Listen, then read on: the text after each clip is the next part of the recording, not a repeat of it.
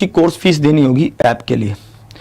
अभी इसमें आगे और डिस्कस करेंगे कल, है ना। आज मैं आपसे कुछ बात करना चाहता हूँ। आज मैं माँ के ऊपर बात करना चाहता हूँ यार, बहुत दिन हो गए माँ के ऊपर कोई बात ही नहीं है, ठीक है। तो आज हम माँ के ऊपर कुछ चर्चा करेंगे। माँ का रोल क्या है हमारे जीवन में। मतलब माँ है तो भाई साहब घर में खुशियाँ हैं, एक बहार है। इसके ऊपर मैं आपसे बात करना चाहता हूँ, ठीक है। आप अपने माता पिता की कितनी सेवा करते हैं, आप उनसे कितना प्यार करते हैं, कितना उनको आप जता भी देते हैं कि हाँ हम करते हैं आपसे, है ना। देखो प्यार सब करते हैं, पर कभी कभी उनको गले मिल लेना चाहिए, कभी कभी उनके पैर दबा देने चाहिए। वैसे तो अक्सर दबाइए, पर ठीक है अगर आपको समय नहीं मिल पाता तो कभी तो दबाइए। इसके ऊपर बात करता हूँ। एक बार एक व्यक्ति होता है, उनका पूरा अपना फैमिली बढ़िया चल रही होती है, बढ़िया सिस्टम से मैरिज होती है, बच्चा होता है, आगे बढ़िया जीवन बीत रहा होता है। जीवन बीतते बीतते जब बच्चा 5-6 साल का होता है तब माँ को कैंसर हो जाता है, और कैंसर होने के कारण माँ चल बसती हैं। पिता के ऊपर बहुत बड़ी जिम्मेवारी आती है, करोड़ों रुपए का मालिक पिता कहता है कि बच्चे को कभी माँ की कमी महसूस ना हो, इसके लिए बहुत मतलब नौकरों को रखा जाता है, हर चीज के लिए ड्राइवर अवेलेबल है, खाना बनाने के लिए खाना बनाने वाली अवेलेबल है, हर चीज को रखा जाता है। अक्सर पिता उसको स्कूल भी छोड़कर आते हैं, पर पिता अपने हिसाब के बहुत पक्के होते हैं, बहुत ज्यादा, हमेशा कैलकुलेट करके रखते हैं पैसा वगैरह, कहीं पर भी उनको सब नजर होती है। एक दिन वो चेक करते हैं, उनके पर्स से 50 रुपए गायब होते हैं। बहुत परेशानी होती है, मन में विचार आता है कि कहीं किसी खास नौकर ने ना निकाल ली हो। नौकरों से भी पूछा जाता है, नौकर कहते हैं नहीं हमने तो नहीं निकाले पैसे। तो ध्यान बच्चे पर जाता है। पिता इस मामले में काफी स्ट्रिक्ट होते हैं कि भाई साहब बच्चा अगर अभी से कुछ गलत काम करने लगेगा तो आगे जिंदगी बदल सकती है, लाइफ ऐसा हो सकता है कि गलत रास्ते पर ही चल जाए। इसलिए पिता उसे प्यार से पूछते हैं, बच्चा नहीं बताता है। पिता उसे डांट कर पूछते हैं, थप्पड़ मारते हैं, बोले तूने पैसा चुराया। बोला कहाँ है 50 रुपए? तो बच्चा हाँ ना, बच्चा एक तरफ इशारा करता है कि अलमारी के ऊपर है।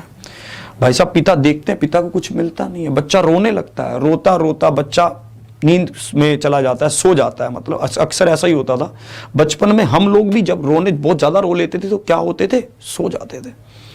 पिता को ढूंढते ढूंढते एक पतंग मिलती है, बहुत बड़ी पतंग, काफी बड़ी। पिता उसको देखते हैं, पिता सोचते हैं कि इसने ये पतंग ले ली, मतलब इसका क्या है, बाकी पैसे थोड़े बहुत खर्च कर दिए होंगे। पर पिता की नजर जब पतंग पे जाती है तो उस पर कुछ लिखा होता है। पिता उसको ध्यान से पढ़ते हैं कि इस पर लिखा क्या है। पिता जब उसको पढ़ते हैं कि इस पर क्या लिखा है तो पिताजी पाते हैं उस पर लिखा होता है कि माँ मैं तुम्हें बहुत याद करता हूं। पिताजी ने कोई कमी नहीं छोड़ी, पर फिर भी कुछ ना कुछ कमी है। जब बच्चे मतलब रिसेस टाइम में, छुट्टी के टाइम पर खाना खाते हैं तो कोई बच्चा कहता है मेरी मम्मी ने आज ये पैक करके दिया, मेरी मम्मी ने आज ये पैक करके दिया, और उनके खाने में एक अलग टेस्ट होता है। पर मैं क्या कहूं कि मेरी माँ ने क्या पैक करके दिया, क्योंकि मुझे तो रसोई घर वाले पैक करके देते हैं, नौकर पैक करके देते हैं। अक्सर हर किसी की मम्मी अपने बेटे को नहलाकर भेजती है, सजाकर भेजती है, माथे पर काले रंग का टीका लगाकर भेजती है।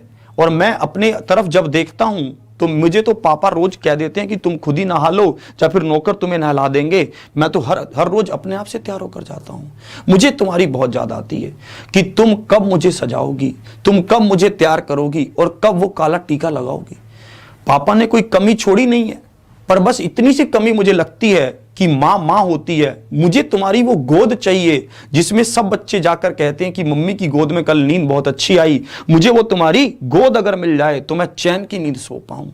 माँ मैंने ये सुना है कि तुम इस दुनिया में नहीं रही हो, तुम ऊपर चली गई हो। हाँ मैंने ये भी सुना है कि जो लोग ऊपर चले जाते हैं वो नीचे नहीं आते, पर मैंने ये भी सुना है कि नीचे से लोग ऊपर पहुंच जाते हैं। तो तुम अगर ऊपर से नीचे नहीं आ सकती तो तुम मुझे ही नीचे से ऊपर बुला लो। पिता की आंखों में आंसू आ जाते हैं। और नीचे यह भी लिखा होता है कि मैं ये सब चीजें पतंग पर क्यों लिख रहा हूं, क्योंकि भाई साहब और कुछ माध्यम ही नहीं मुझे दिख रहा कि जो चीज नीचे से ऊपर जा सके। इतने पैसे मेरे पास नहीं है कि मैं हेलीकॉप्टर में बैठ सकूं, जहाज में बैठ सकूं।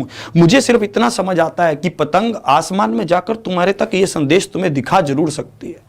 पिता बहुत भावुक होकर रोने लगते हैं, दौड़कर एकदम से बच्चे के पास आते हैं। बच्चा सो रहा होता है, बच्चा सोता सोता रोता रोता सो गया, उसकी आंखों के ऊपर जो मतलब आंसू थे जम गए होते हैं। पिता उसको गले लगाते हैं और बहुत रोते हैं, बहुत रोते हैं और एक बात बोलते हैं कि बेटा आज तक मैंने तेरे लिए तेरे बाप का रोल प्ले किया है, आज के बाद ही मैं तेरे लिए तेरी माँ भी हूं, तेरा बाप भी हूं, तेरा सब हूं, तुझे किसी तरह की कोई दिक्कत नहीं आएगी। एक बात मैं आपको यह बता देना चाहता हूं कि हमारे पास जो चीजें होती हैं उनकी कीमत, उनकी कदर हमें तब पता चलती है जब वो चीजें हमारे हाथ से निकल जाती हैं। मैं बस आपको यह कहना चाहता हूं कि वो समय, वो दिन आने से पहले, क्योंकि ये दुनिया का सिस्टम है, ये तो ऐसे ही चलेगा, पर वो समय आने से पहले अपने जीवन में इतना समय जरूर दें उनको कि भाई साहब ये चीजें कभी भी आपके पेरेंट्स कभी फील ना करें कि मेरा बेटा होने के बावजूद मुझसे दूर है, या फिर आप कभी ये चीज को बाद में महसूस ना करें कि तब तो मेरे माँ बाप थे पर आज नहीं है, मैं उनके पास कैसे उनकी बात को सुनूं, उनका आशीर्वाद लूं। आज हो सकता है आपको उनकी बातें बुरी लगती हों कि मेरे पापा मुझे टोकते हैं, मुझे रोकते हैं, ये बाउंडेशन नहीं है, ये आपको आगे बढ़ने की एक प्रेरणा है। वो आपको एक चीज में रखना चाहते हैं कि तुम सही रास्ते पर रहो।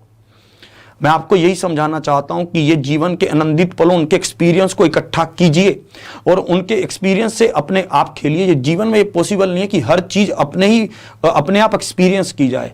कुछ एक्सपीरियंस बड़ों से लेना चाहिए और उनसे सीखना चाहिए। माँ बाप की सेवा में सदा लगे रहिए, आगे बढ़ते रहिए, उनके साथ चलते रहिए, उनसे सीखते रहिए और उनको एहसास करवाइए कि आप उनके मजबूत कंधे हैं जो हमेशा साथ खड़े रहेंगे।